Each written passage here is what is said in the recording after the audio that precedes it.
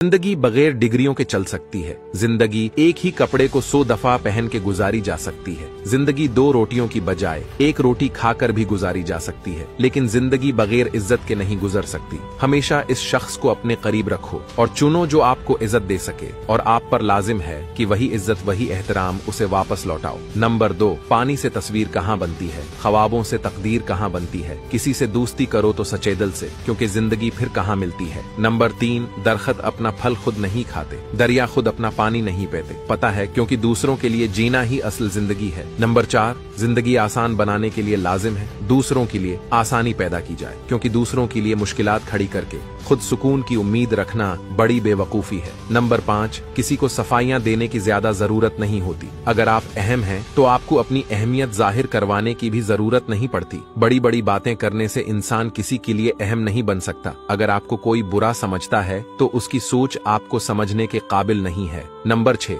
इंसान का बेहतरीन साथी उसकी सेहत है। अगर उसका साथ छूट जाए तो इंसान हर रिश्ते के लिए बोझ बन जाता है। अल्लाह पाक सबको सेहत अता फरमाए, आमीन। दोस्तों, अगर आप इन बातों से एग्री करते हैं तो कमेंट में यस जरूर लिखना और मुझे फॉलो भी कर देना।